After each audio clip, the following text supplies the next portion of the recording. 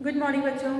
Hindi first में part 20 doctor APJ Abdul Kalam आखिरी part है जो कि आज हम आपको समझाने जा रहे हैं। तो सब लोग पेज नंबर 105 ओपन करिए और इस पार्ट को अच्छे से समझिए। ओके, चलिए देखिए part 20 doctor APJ Abdul Kalam. देश का सर्वोच्च पद राष्ट्रपति का है। कह रहा है कि जो देश का सबसे ऊंचा पद होता है वो राष्ट्रपति का पद होता है। स्वतंत्रता के बाद भारत के पहले राष्ट्रपति डॉक्टर राजेंद्र प्रसाद थे। जब हमारा देश आज़ाद हुआ था तो जो सबसे पहले राष्ट्रपति बने थे वो थे डॉक्टर राजेंद्र प्रसाद। उसके बाद डॉक्टर राधाकृष्णन, डॉक्टर जाकिर हुसैन जैसे अनेक विद्वानों ने इस पद को सुशोभित किया, मतलब राष्ट्रपति पद के शोभा बढ़ाए थे अनेक विद्वान। इस क्रम में डॉक्टर अब्दुल कलाम का नाम विशेष रूप से उल्लेखनीय है, मतलब लिया जाता है। 25 जुलाई 2002 को वे भारत के राष्ट्रपति बने थे। डॉक्टर अब्दुल कलाम का जन्म 15 अक्टूबर सन 1931 में तमिलनाडु राज्य के रामेश्वर जिले के धनुषकोडी नामक गांव में हुआ था। इनका पूरा नाम डॉक्टर अबुल पाकीर जैनुलाब्दीन अब्दुल कलाम है। डॉक्टर कलाम को बचपन में बहुत अधिक आर्थिक तंगी का सामना करना पड़ा। आर्थिक मतलब धन संबंधी, उनके पास पैसे नहीं थे, उनके परिवार के लोगों के पास। स्क्वाड्स मिशनरी स्कूल में हायर सेकेंडरी करने के बाद आगे की पढ़ाई धन के अभाव में रुक जाती। कह रहा है स्क्वाड्स मिशनरी हाई स्कूल में हायर सेकेंडरी करने के बाद हाई स्कूल किए, फिर इंटर तक पढ़े, 12th तक पढ़े। उसके बाद पैसे की कमी से इनके आगे की पढ़ाई नहीं हो पाती, लेकिन कलाम के दादाजी ने घर में पड़े लकड़ी के तख्तों से एक नाव बनवाई। कह रहा है कि आगे की ये पढ़ाई पूरी नहीं कर पाते, लेकिन इनके दादाजी ने घर में जो लकड़ी का तख्ता रखा हुआ था उससे नाव बनवाए और उस नाव को किराए पर चलाकर कलाम की पढ़ाई के लिए धन की व्यवस्था किए। कलाम ने उस धन से त्रिचुरापल्ली के सेंट जोसेफ कॉलेज में प्रवेश लिया।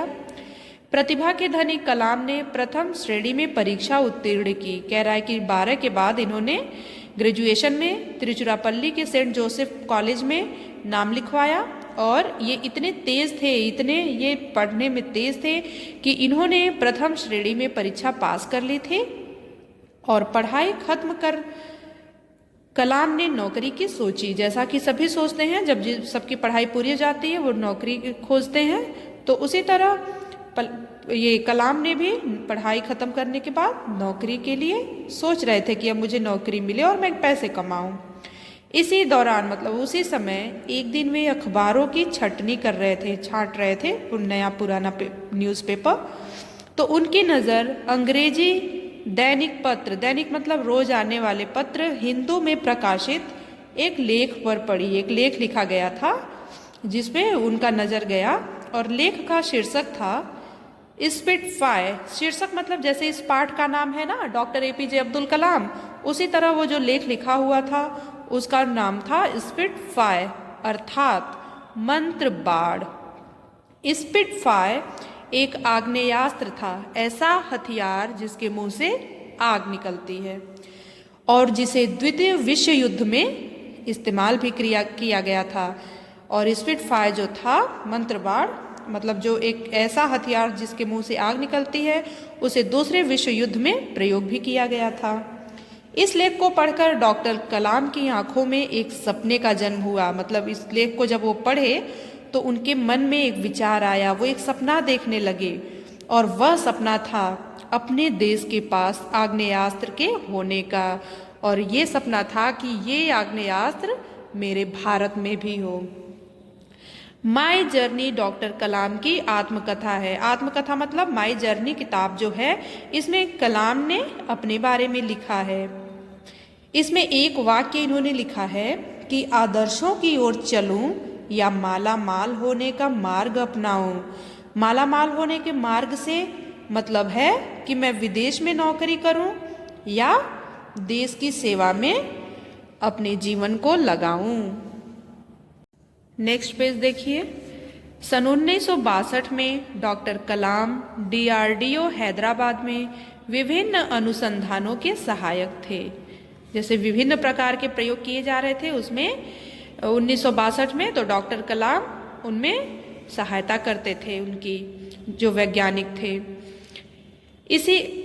उसी दौरान चीन ने भारत पर हमला कर दिया और इस युद्ध के बाद देश को सामरिक हथियारों से सुसज्जित करने की योजनाएं बनी। सामरिक मतलब युद्ध संबंधी। जैसे चीन ने भारत पर हमला किया तो ऐसा महसूस किया गया कि हमारे देश में युद्ध संबंधी हथियारों की कमी है और उसके केंद्र में डॉक्टर कलाम थे और इन्हीं को पूरा जिम्मेदारी सौंपा गया था। डॉक्टर कलाम के नेतृत्व मतलब देखरेख में या उनकी अगुवाई में अनेक कई कृत्रिम मतलब बनावटी उपग्रह अंतरिक्ष में भेजे गए। उनका मूल मंत्र था विजन, मिशन एंड गोल, अर्थात दृष्टिकोण या ध्येय, अर्थात जिसका मतलब हुआ देखने सोचने का तरीका या उद्देश्य। इसी मंत्र के सहारे वे एक छोटे से गांव से निकलकर विश्व पटल पर छा गए। विश्व पटल मतलब संसार में इनका नाम रोशन हो गया। डॉक्टर कलाम एक वैज्ञानिक होने के साथ ही साथ बहुत अच्छे इंसान भी थे। उनमें राष्ट्र प्रेम कूट कूट कर भरा था। डॉक्टर कलाम को बच्चे बहुत अधिक पसंद थे। वे राष्ट्रपति के रूप में जहाँ कहीं भी जाते थे बच्चों से जरूर मिलते थे। बच्चे उनसे ढेर सारे सवाल पूछते थे और वे उनके बीच में बच्चे बनकर उतने ही प्रेम से उत्तर देते थे। भारत के नवनिर्माण की मतलब नए भारत के निर्माण की एक नई रूपरेखा प्रस्तुत करने वाले और बच्चों को हमेशा प्रेरणा देने वाले डॉक्टर कलाम को असंख्य बार नमस्कार। ठीक है बच्चों, इस पाठ से हमें ये शिक्षा मिलती है कि हमें भी महापुरुषों के जीवन से सीख लेनी चाहिए और उनके द्वारा बताए गए रास्ते पर चलना चाहिए और अपना नाम इस संसार में रोशन करना चाहिए। ओके, तो आपका गृह कार्य है, आप शब्दार्थ जो ये दिया हुआ है नेक्स्ट पेज पे भी है, इस पूरे शब्दार्थ को आप याद करिएगा। Okay, thank you.